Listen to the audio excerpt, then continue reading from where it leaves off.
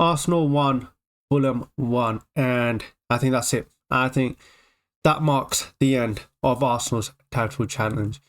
What a shit result. Performance average shit. It was just absolutely shit, man. Yeah. Let's talk about firstly, lineup comes out, man, and 5 injuries to our defenders. 5 defenders are all out injured. Tomiyasu, Calafiori, Gabriel, Zinchenko, who literally just played last week.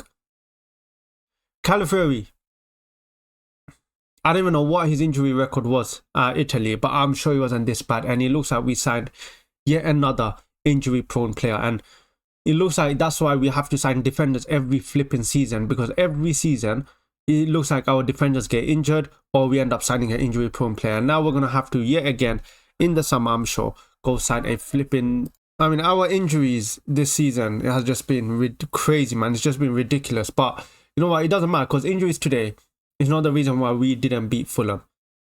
Why are we, again, playing Thomas Partey right back? Why is it that when one player gets injured, the whole flipping system needs to change? I'm seeing Timber left back, Thomas Partey right back. Why is Timber, who was playing one of his best football in right back, now going back to left back? Why didn't we just play Kieran Tierney? Yes, I know I'm using hindsight, and the argument could be that Tierney is still not match ready or he's not fit. So if that's the case, why is Tierney even on the bench? Like, what is the point of that? Today, you know, I think it's just shown me how much reliance we have on that right hand side. When Saka and Odegaard are not in the game, Arsenal struggled to create. Arsenal struggled to do anything. And today you saw that, especially in that first half. Fulham had a lot of their players on that right-hand side of Arsenal's attack. They had so many players there.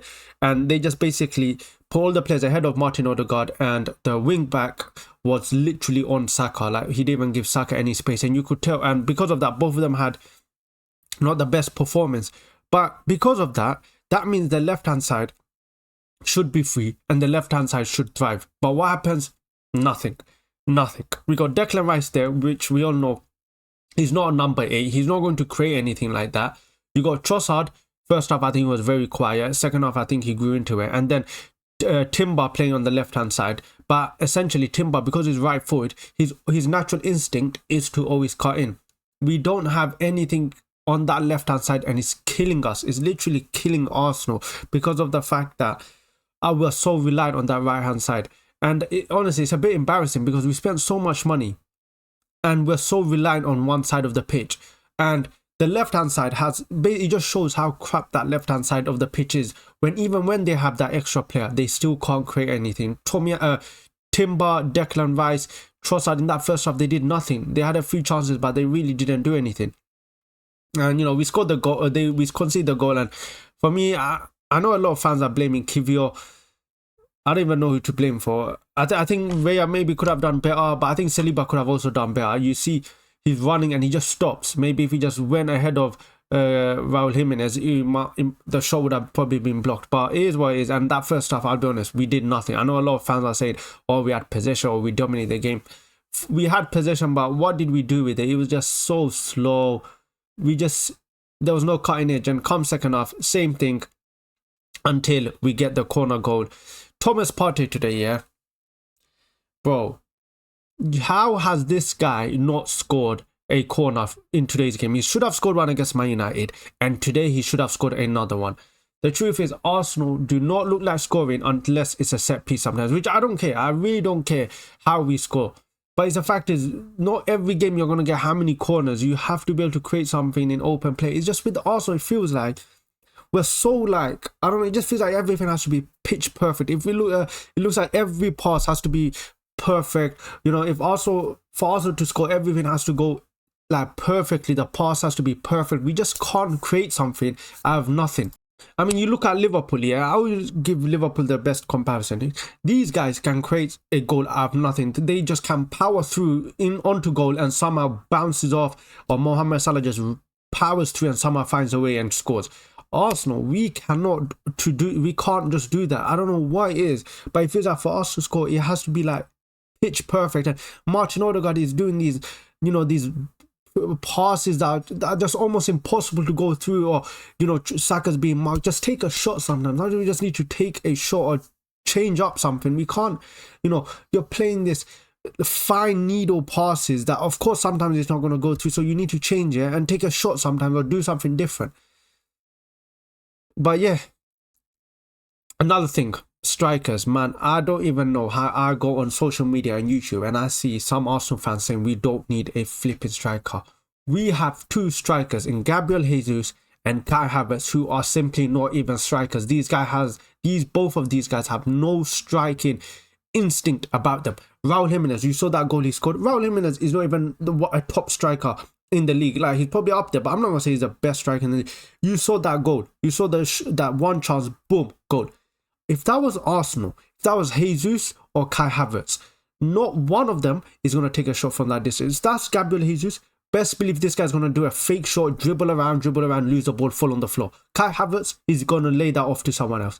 Not one player, not one striker in this Arsenal team has that killer instinct. And I don't know how. I go on social media or YouTube and I see fans come out and say that we don't need a striker. Are you dumb? How can you watch that performance and tell me we don't need a striker? Our striker, Kai Havertz, I think he's done okay this season. Why are you outside the box? Why are you on the wing? Go up front and stay there. Stop dropping in deep, trying to link up with players. Stay up there. That is your goal. The ball is going to come to you. Be there and take a shot and do something. Like, we need a flipping striker. I'm so tired of Gabriel Jesus and Kai Havertz, because Gabriel Jesus, I wanted him to come on that second half because I think Havertz wasn't doing enough. He comes on. This guy somehow played even worse than Kai Havertz did when he was on the pitch. Like, I don't know how that was possible. He came and somehow was even worse. We need a striker. We need 100. I don't know how you can watch that performance and not think we need a striker. Left wing, Martinelli today. The thing is, Trossard was actually playing good. He just before he came off, he found his rhythm and he was causing a lot of problem. Up comes Martinelli, and my God, that was probably one of the worst performances I've seen from Martinelli, and that is hard to beat because he's been dropping so many stinkers today, so recently. But today he comes on, yeah. He got saved by the assist, yeah, but of course he got cancelled. But he today was so poor, man, so poor. And the thing is, he got a lot of the ball today. He got a lot of the, in that second half, he got the ball way more than Saka, and he should have took his chance. He should have been taking those chances. But I don't even know what it is. It feels like he's always making the wrong decision. Running, making the wrong cross, making crosses, and Leno catches it and then just wastes time. Like, he was just so poor today. I don't know what it is, but he's just constantly making the wrong decision. He gets the assist, he's offside. I'm not even going to blame him for being offside that much, because if we are here 86 minute hoping that a goal doesn't get ruled for offside because we play shit, like, it's unfortunate, because we shouldn't be in this position. We should have battered them. We should have, that second half, we had so much chances and we just didn't take them. Thomas Partey, open header. How are you not scoring that? You missed it against Man United. You got another chance to redeem yourself and you do the same thing. You miss it once again. How can you be 6'4" and be so shit in the air? Like, how can that be possible? And Mikel Arteta needs to also take some responsibility, because why are we so rigid? Why are the subs not coming on earlier? He brings on Ethan and Wari. Why is he coming on so late? Why are we having to put right backs in center midfielders in right backs in left back? Why are we doing this? Why don't we just keep the system simple? Why don't we just play our best players in the best position? Timber's best position is right back. Why don't you just put him right back and bring on a flipping youth or something on left back, someone who's left footed? Why do we always have to shift players in every single position? Just put your best players in the best position. Like, is that so hard? Why does he always have to overcomplicate things? And what made it worse was this was the season, man. Man City just drew points. They just dropped points to Crystal Palace. It was Arsenal's chance to go win and increase the gap on Man City. And on top of that, close the gap between Liverpool. And yet again, we dropped points. City is having a stink of a season. And what do? We decide to flip and match it. We decided to match their shit season. I'm coming to the realization slowly, and I'm slowly almost accepting it that Mikel Arteta simply, he's a good manager, he's a brilliant manager. I'm sure he's going to get another job if also it doesn't work out. But I'm starting to almost accept that I do not think that Arteta can win a Premier League title. It's just he will get closer, but he just can't get us over the line. And I know a lot of fans might find that crazy to say, but how can you disagree? Like, what? Show me something this season or the last 2 seasons to show me he can win a Premier League. The first season we collapsed near the end. Second season we collapsed at the start of the season, and then we went on a good run, well done, and then we go flipping loose to Aston Villa, and we won no trophies. So, and this season, the season where Man City drop off, so many injuries, so many, they didn't even buy anyone. This was our season to capitalize. And yet again, what do? We don't capitalize, and Liverpool flipping come behind us and now start almost winning the league. Chelsea, how are we worrying about Chelsea right now? They are on level of points on us. It's a joke, man. It's absolutely embarrassing. Like, Mikel, I don't know what is, but I'm accepting the fact that this team and this manager simply are not built for the Premier League title. Because if they were, they would have won it this season. This was a season to win it. But Arteta's squad planning, man, I don't know. It's just been so poor. We're looking at now, it's just been so poor. Yeah, like I'm saying, I'm slowly accepting the fact I just don't think Mikel Arteta is going to win us a Premier League title. I could be wrong. I hope I'm wrong. I want to be wrong. I want Arteta to win the Premier League title. But as time goes on, are we even going to win a Premier trophy this season? Who knows? Because every time we come up against a trophy, we seem to decide to throw it away or just play shit. So I don't know, man. Literally, if Liverpool win the Premier League this season, that is an absolute joke. It would be so embarrassing for Arsenal and Arteta. But something, I don't know, man. Something needs to change, man. I don't know. He needs to become more flexible. Stop being so rigid, man.